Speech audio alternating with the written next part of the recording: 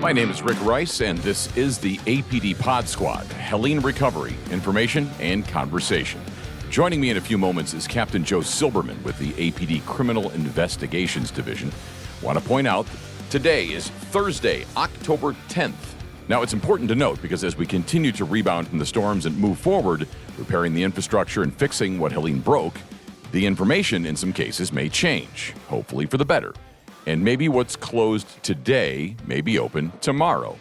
And today is Thursday, October 10th. So for the most urgent, up-to-date, complete information from the city of Asheville, one-stop shopping, if you will, if you have internet access, and we understand that some people do not, go to asheville.nc.gov/Helene. That site is being updated around the clock with basically everything you could imagine, at least in the big picture sense. Let's start with the good news. So for many City of Asheville residents, trash pickup resumed on Monday. Feel free to let out a Ric Flair woo. I know they picked up at my house in West Asheville, and I am very grateful. Due to roadway challenges, some crews were unable to complete all their planned routes and will return to those as soon as they can. Now, access to some roads is still a challenge, as we know, but that's also being addressed. But here's some more good news. The Buncombe County Transfer Station at 190 Hominy Creek Road is now open for residential bagged trash drop-off only, with fees temporarily waived. So hours there are 8 to 4:30 Monday through Friday and 8 to 1 on Saturday. Pro tip for City of Asheville sanitation customers, if you haven't already, download the AVL Collects app to get alerts and notifications. It's great to have, even when it's not in times like this of an emergency. Just on a regular basis, it reminds you what your trash pickup day is. And I know sometimes I've been home, late on a Sunday night. Our day is Monday. It gives me that reminder. I'm like, oh, geez, almost forgot to take out the trash. So serves as that as well. Worth noting, during this disaster, there will be no recycling pickup until the recycling plant is operational, which is going to be a minute. So you can use your blue recycling rollout bins as trash carts for household waste. Now, if you want to hold on to all your recycling in there and wait until recycling resumed because you're really that concerned with that, you certainly can do that. But if you need an extra container for garbage during this, you can use your blue rollout bins, and that will be treated as trash. Joining me now from CID, the Criminal Investigations Division, Asheville Police Department Captain Joe Silberman. Joe, thanks for joining me. Some people know this, some people do not, but might guess that the Criminal Investigations Division is primarily detectives. But during this disaster, the role of you and your detectives has, in some cases, changed.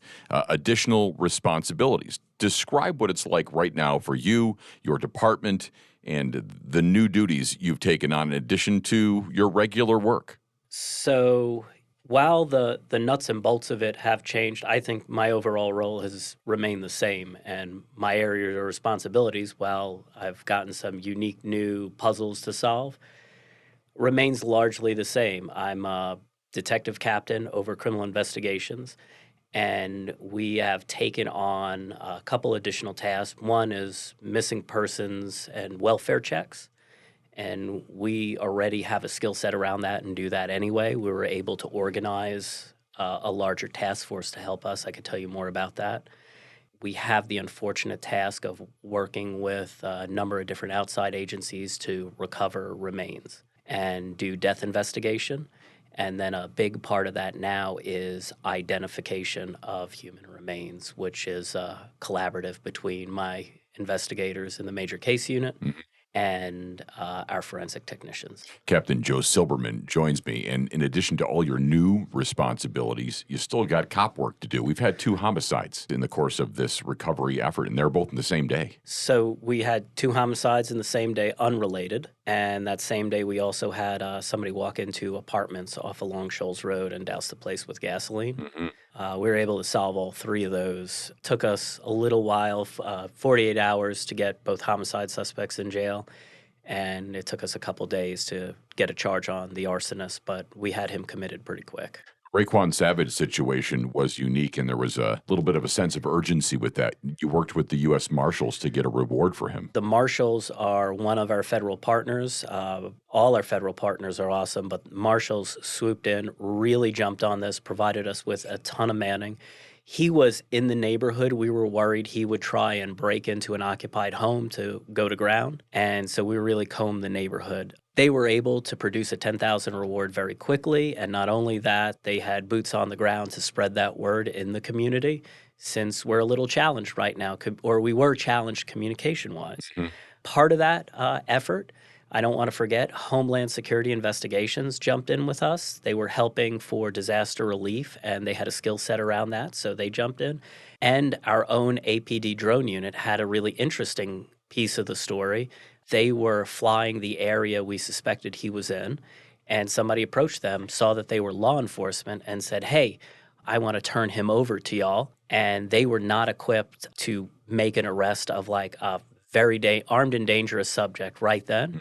But they started to get other assets in the area, and Savage was fleeing the area. So they were able to get a drone in the air and track him and lead our units right to him. Fortunately, we had a ton of assets in the area, so we're able to scoop him up and get him back to CID for an interview. Which is important right now, and it's always important, of course, to get dangerous people off the street. But right now, people are feeling especially vulnerable, in their homes or even on the streets. No power, no water in a lot of cases, no food for some people.